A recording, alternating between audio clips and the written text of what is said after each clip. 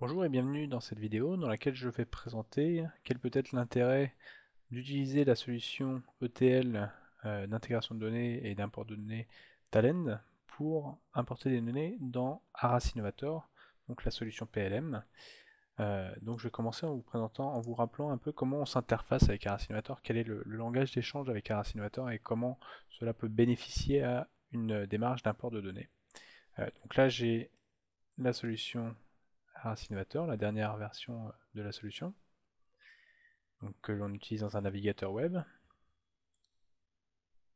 Elle est installée sur mon poste, et si on regarde les articles, donc je navigue dans mes objets, si on regarde les articles, je n'ai pas d'article normalement. J'ai 0 item. Donc vous avez dû voir dans d'autres vidéos, la façon d'échanger avec, avec Aras Innovator se fait à travers un web service et à travers un format de données qui s'appelle l'AML, qui est en fait de l'XML enrichi avec des commandes un peu spécifiques à Aras Innovator.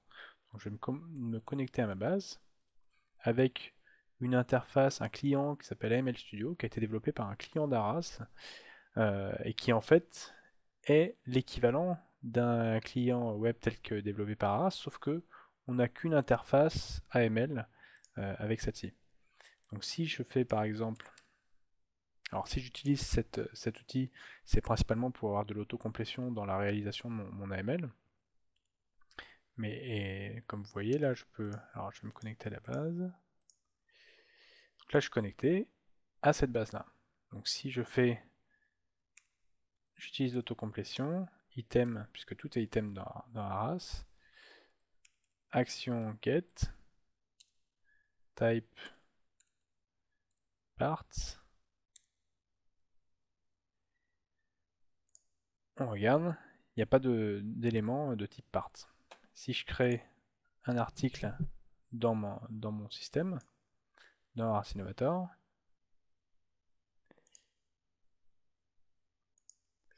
alors il y a un champ obligatoire ici, c'est le part number, part 001, ici je le mets manuellement mais ça pourrait être fait automatique. Premier article. Si je relance ma requête, ici on voit que j'ai toutes les informations un peu système qui ont été saisies, qui ont automatiquement, quand j'ai créé mon article, mais j'ai bien part 001 et ma description ici, mon nom ici. Donc la question c'est quand on a un fichier Excel, comment on fait pour importer, donc on a un fichier Excel avec des articles, comment on fait pour importer ces données. Donc ce que je vais vous montrer, c'est l'utilisation de Talend. Donc le but c'est aussi de vous présenter la solution Talend qui est assez flexible pour éviter d'avoir à faire des macros dans Excel qui formeraient de l'AML, donc qui formateraient un langage comme ça, ou, de faire des développements complémentaires. Donc j'ai un fichier ici qui s'appelle sample parts, dans lequel je vais faire quelque chose de très simple. Comme je viens de créer un article ici avec part number et name, je vais juste prendre ces infos là. Je vais créer des part numbers et des descriptions. Après, on pourrait mettre beaucoup plus d'informations, on pourrait aussi importer des nomenclatures structurées, mais là, pour cette présentation, je veux juste faire une liste d'éléments. Alors ici, j'ai montré comment récupérer des informations, je n'ai pas montré comment on en crée. Si je fais add part, il va me poser une erreur, il va me dire attention, dans votre modèle, et on l'a vu sur le formulaire, l'item number est obligatoire. Donc ce que je vais faire, je vais rajouter une information à item number.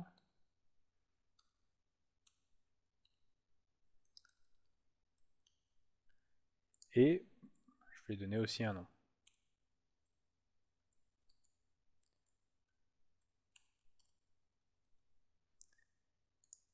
Et là, je rentre et j'ai bien donc créé un article de la même façon que tout à l'heure, sauf qu'au lieu de le faire à travers cette interface, je l'ai fait à travers l'autre. Et si je fais une recherche, j'ai bien mes deux articles qui existent, qui sont en préliminaire, qui ont des informations de base. Maintenant, donc, je comprends bien que c'est ce format qu'il faut que j'envoie à Arras pour pouvoir créer donc, mes articles. Donc, une solution qui peut être faite, qui peut être utilisée, c'est de se dire, bon, bah, on va faire une case ici, on va prendre une cellule, et on va dire c'est égal à item blablabla, et donc je fais des et, je vais chercher, donc je fais du nom, name égal, et là c'est un peu fastidieux, et surtout c'est peu réutilisable, parce que si vous avez un autre fichier, il faut aller récupérer ces valeurs, donc c'est un peu compliqué. C'est pour ça qu'on utilise, alors pas que pour des cas simples comme ça, mais pour toutes nos migrations, on utilise Talend. Ça nous évite de faire du code, trop de code qui est dur à maintenir, et en plus les gens changent parfois un peu de techno. Là, c'est la plupart des éléments sont faits à travers l'interface. Donc ici, j'ai créé un job qui s'appelle exemplar_as_parts. Ce que je vais faire, je vais déjà aller chercher mon fichier et lire mon fichier. Donc je crée un nouveau fichier Excel.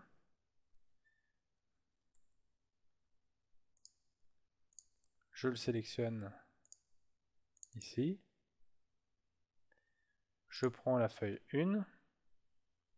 Ok, il me donne une prévisualisation de ce que je vais chercher. Je dis que je dis que je vais aller chercher les en-têtes. Alors on voit ici qu'il y a les en-têtes qui ne sont pas pris en compte. J'ai juste à cliquer ça là-dessus et ça va me les prendre en tant qu'en-tête. Et donc il a bien pris les informations que je voulais récupérer. Je pourrais limiter, puisque je veux juste ces informations-là, donc je peux limiter à ça. Je peux dire que je m'arrête à la colonne 2.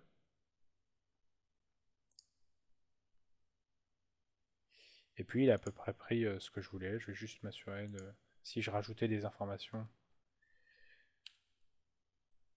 que je puisse avoir des chaînes de caractères un peu plus longues. Et j'ai mon fichier Excel. Donc en entrée, ici j'ai un fichier Excel. Et mon but c'est de formater l'AML tel qu'on l'a vu ici. Et alors là, il y a un outil qui est intéressant dans la solution. Talend, c'est un générateur d'XML. Avant de faire ça, je vais vous montrer ce que l'on lit, la façon dont on lit les fichiers, le fichier Excel. Je vais juste faire un log.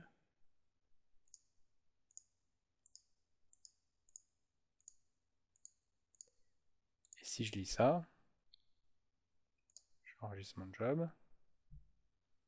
On va voir qu'il me lit toutes mes données là, de manière structurée avec une colonne à gauche, une colonne à droite. Maintenant, je veux faire mon format Excel, et donc j'utilise le tadvanced file output XML. Alors je conserve mon log. Et alors là, il y a une interface qui est assez bien faite, qui permet vraiment de générer la structure de l'XML. Donc si je regarde ici,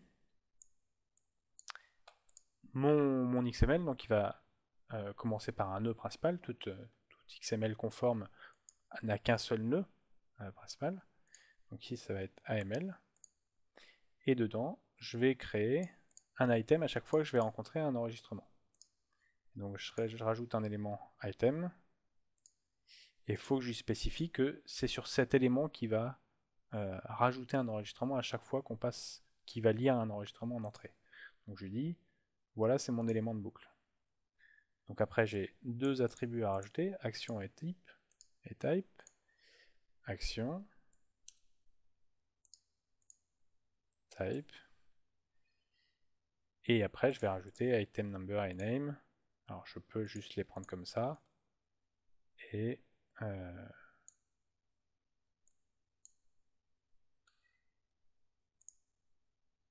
je vais juste renommer. Le part c'est item number, et ici c'est name. Et donc automatiquement, alors je vais m'assurer qu'il me l'envoie au bon endroit. Donc dans C TMP, parts,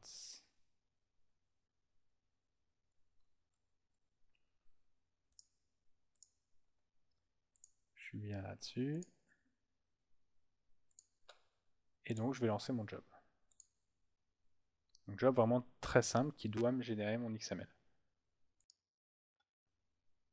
Donc là on voit que l'XML a été généré. Si je l'ouvre, j'ai tous mes items.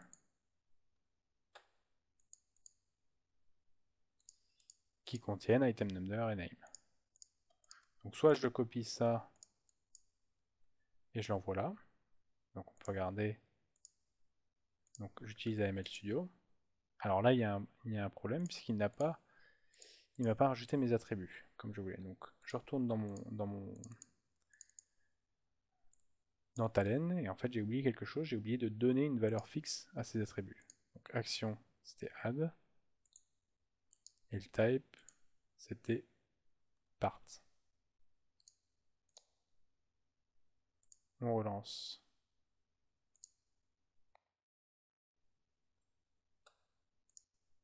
Et on recharge. Et là, j'ai bien les éléments. Donc je reprends ça, je le colle, je me formate, j'ai bien les éléments.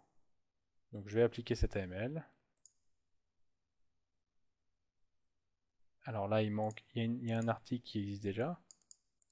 Ça veut dire que j'avais des articles en double là-dedans, ce qui n'est pas possible. Donc je vais l'enlever. J'ai ici aussi.